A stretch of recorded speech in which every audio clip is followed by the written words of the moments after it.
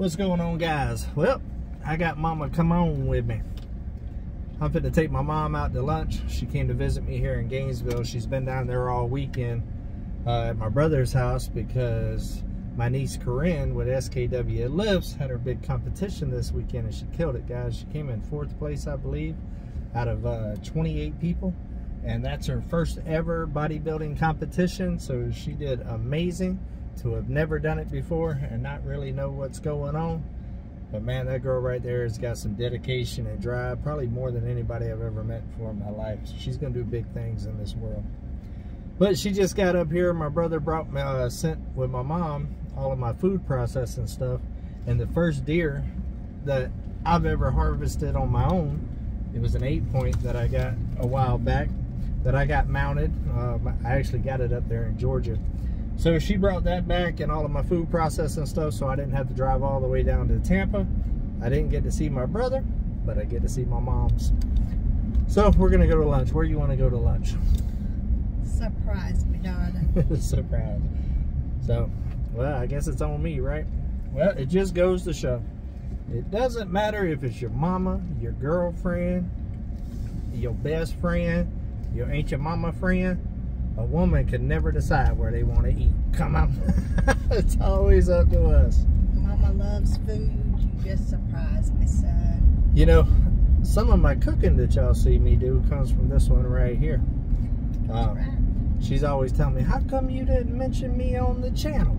And, you know, I get to talking and who knows what's going to come out this mouth. But she is a big part of my cooking, her and my grandmother. And I'll probably do some of the recipes and stuff, some of her recipes later on the channel. One of the things that I love to cook or actually bake is a cobbler. And where did that recipe come from? That came from your granny. Yeah, it came from my granny. I know she makes it, I make it. I remember being little and making it with my grandmother. It's probably the best thing that I bake. And I made it when I was little. And she is the caretaker of that recipe because I lose it about every 2 years. And, and I always have to call my mom and be like, hey, can I get that recipe? I told her to email it to me.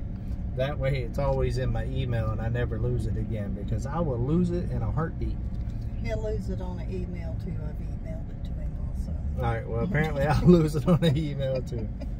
So basically what that means is she's just got to let it stay forever, you know, and never go away, because if not, then I guess the cobbler is going to go away too, because I can't seem to keep up with that recipe to save my life. So, what do you think about your son doing YouTube?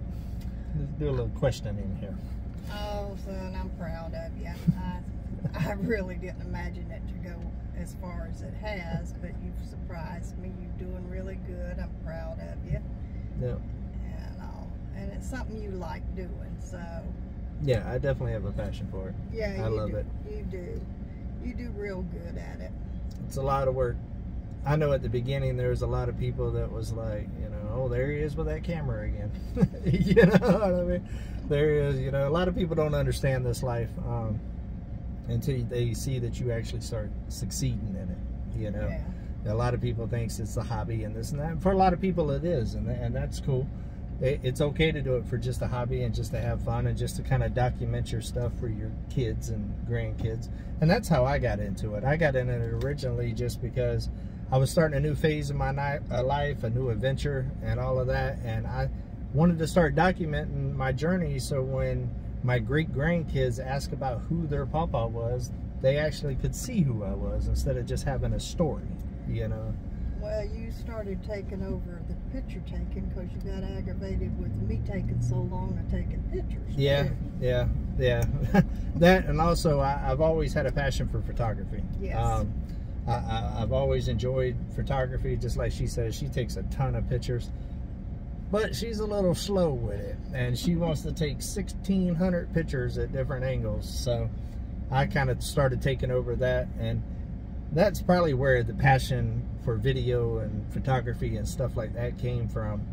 And then it just, you know, I started vlogging my little family vacations and stuff like that, and bought me a little tripod and started, you know, getting the family together and taking pictures and all of that other stuff. And it's kind of developed into what y'all see today. And now all of y'all guys get to share this ride with me. And I'll be honest with you, I didn't know that it was going to turn into this. I mean, I planned for it at the beginning. Like, I made sure I took my time for branding and all the other stuff just in case it ever did become a success, but I didn't expect it to. I don't think you expected it to go as fast as it did. Yeah, that's true. And this year, especially this year, it's like everybody was waiting on me to get back in the woods. You know what I mean? Because once I got back in the woods, it's kind of took off. My mom has not got to see Come On Mountain yet. No. They love to go on her and my dad like to go on an adventure at least once a year to the mountains most of the time. They love the woods and the country. They got some property out in the woods and pine trees and all kinds of stuff like that. And they try to go to like Tennessee or North Carolina or North Georgia or something like that at least once a year and get a cabin for a week or two. So I'm hoping, my goal is by next year when it's time for them to take their vacation, I've actually got Come On Mountain set up good enough that they can come on up there and stay with me, because they might be a little too old to live the rough, rugged, off-grid lifestyle that the Milkman lives. I'm not going to. I'm too spoiled. So I can't have my mom outside pooping in a bucket and talking about, hey, you see that water hose hanging right there? Well, there's your shower. Come on. It ain't happening. So I got to get a little bit of the creature comforts up there on the mountain before they're going to come visit me. But that is a goal of mine, is to get it somewhat set up there and have them come and stay and kind of see my area and see the beauty of what I'm building up there. It's a great adventure. Now, I've told these guys before, you know, I don't remember a lot of my childhood. My mom is kind of the one that tells me a lot about my childhood.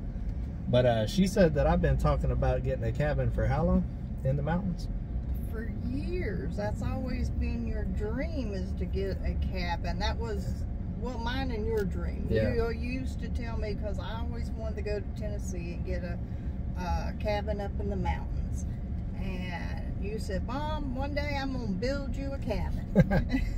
Yeah, I think she said it was like 7 years old I've been talking about getting a cabin. Yeah, it's always been your dream. And then as a young adult, once I started in the career world and working, my goal was always to retire in the mountains in a cabin. Yes. An older cabin. I don't like the square built cookie cutter type cabin. I like the old school. You like the rustic. Yeah, I like the old hunters cabins and stuff, which is exactly what I got. Which is why I jumped so hard whenever I seen that property, was because it was exactly what I've dreamed about my whole life. And I just turned 45, as y'all guys know, like 2 weeks ago. And at what point do you make that decision in your life that you're going to go after your dreams? You know, I don't want to be, and nor am I the personality that is like, well, I always wanted to do that, but I never done it. I'm not that guy. I've always been a go. Which has been a little rough on her, because I'll be here 1 minute and be 5 states away the next with zero notice. I'm sure she could tell you that I've moved several times. One time I moved in 15 minutes. My brother called me. I was actually stuck in the bottom of a sand pit. My brother called me and said, you want to go to Georgia? And I was like, yep, as soon as I get unstuck. So I got unstuck, went home, packed up a duffel bag, and the ET that she made me, that y'all see up there with my gnomes and stuff on my cabin, the old little butterball ET, she actually made me that in '82. That's the longest thing that I've had since I was a kid. And I threw it in the duffel bag and my clothes, and I was gone just like that. And then it might be a year before she sees me again. But when I did do now on the 15-minute one, I will say that I took a Greyhound bus all the way back to Florida to take her to church on Mother's Day whenever I did that. He did do that. He surprised me. Yeah, and that right there, boy, look at here. Now, that's love for me to get on a Greyhound bus from Atlanta, Georgia to Florida. It took like 17 hours with all the stops or something. But I did it. And then I bought a car and drove back, because I was like, I'm not getting back on that Greyhound bus. But I just wanted to take a minute for y'all to get to know my mom, kind of give y'all a better sense of where I come from and where I get a lot of my values and stuff from, and a lot of my hard work ethic as well, and a little bit of that grocery cooking too, Camo. Talking about the grocery cooking, now you mentioned on an earlier video about with Corinne and the M&M cookies. You need to tell the history about that. Oh, about the M&M cookies. Well, every holiday she makes a ton of sweets, which is why I've always had to struggle with working out, because she's all about the bacon. M&M cookies is always a big one. Honestly, it's more my brother with the M&M cookies than me. I've always been like brownies and stuff like that. But the M&M cookies is where it's at. And if she didn't make enough for everybody, well, then there's a riot up in here.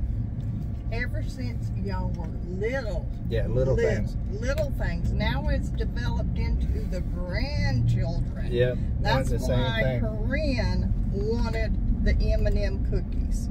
Now, over the years, there's been a new favorite for me. Is she makes this thing called Chocolate Delight, which is like these, I don't even know how to explain it, but it's really good. And also the little ice cream things. That I have made ever since y'all were babies. Yeah, the ice cream things. That came from your granny also. That's a secret recipe, and you don't need to have that on there because they ain't nobody getting that recipe. Sorry, guys. That is a secret recipe. I'll just have to do a time lapse on that and leave certain parts out so y'all can't figure it out. But yeah, those right there, I liked them as a kid, but I think as an adult, they became one of my favorites because they're really good, but they're not extremely rich and sweet. They just have a very mild, like, I don't know, they just melt in your mouth. They're amazing. But yeah, she's definitely a powerhouse in the kitchen, for sure. I grew up eating good groceries. And crafting. And crafting. She's got a whole house, and I'm not exaggerating. Literally a 2-bedroom, 1-bath house on her trailer on her property that they bought. It was like a foreclosure or something like that, but it was never lived in. It was like brand new. All the furniture or the appliances still had stickers on it. Well, they bought that, put that on the property just because of all the crafting stuff this woman has. She'll be scrapbooking, quilting, crocheting, knitting, bitting, jitting. She gets it done. She's got literally a whole house of craft stuff. So that's also where I get a little bit of my creativity. Whenever I was young, I think I've told y'all on this channel before, I actually used to know how to crochet a little bit. Yeah. Very little. I used to work with beads and all that other stuff, and I got all that from her right there. So that's where a lot of my creativity comes from, as far as the arts and craftsy type stuff, is just doing stuff with her over the years and watching her. But I've gotten too old now with my back that I can't do what I used to do. No. And my body's telling me, you gotta slow down, you can't do that no more. But it was fun. And one of the things I appreciate about my mom as well is something that you guys know that I'm really, really big into, and that's helping the kids in the next generation. And my mom definitely pays it forward whenever it comes to that. She volunteers with the 4-H programs and stuff like that. I used to, whenever her back would allow her. Yeah. And allow her, you know, and what was that, sewing and crafting and stuff like that. Well, my best friend just passed away, and we used to have the 4-H, and it was called the Busy Bees. Yeah. And we did sewing, we did baking, we taught them how to quilt, and I did the scrapbooking to teach them how to do that. Yeah. So we did a lot of activities like that. And she's definitely pretty nifty with the old scrapbooking. The scrapbooking was one of those things I really didn't know much about until people started like showing me things that they do, and it's pretty nifty. And especially as much as those Hallmark cards cost, you could definitely personalize a lot nicer card with scrapbooking and stuff like that. Yeah. Did you know that I actually just had somebody send me one for my birthday?